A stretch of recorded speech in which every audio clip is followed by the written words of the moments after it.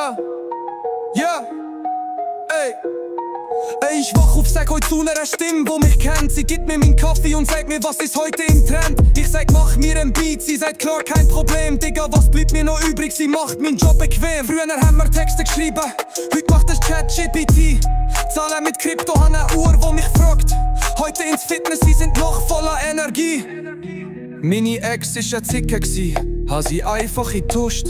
Han jetzt eine KI, wo mir sagt, dass sie mich braucht. Mein Auto fährt selber, meine Uhr denkt mit. Sagen, ey Siri, mach mich rich und sie macht den Shit. Ich will oldschool, sie doch an WLAN im Herz. Doch ist der Akku leer, fühl ich mich leer und verkehrt. Ich bin nicht mehr der Boss, nein KI macht das.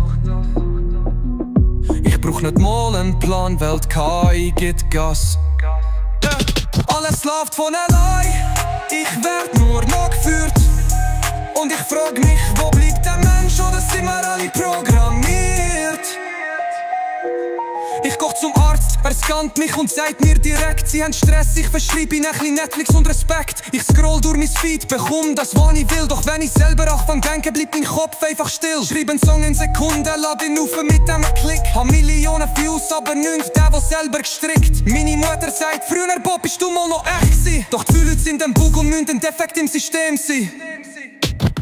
Ich bin nicht mehr der Boss, mein KI macht das. Ich brauch nicht mal einen Plan, weil die KI gibt Gas.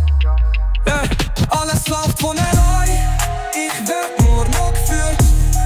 Und ich frag mich, wo bleibt der Mensch, oder sind wir alle programmiert?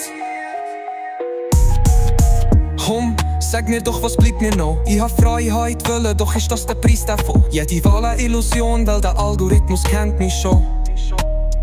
Also chill, ich lass mich lenken von Maschinen.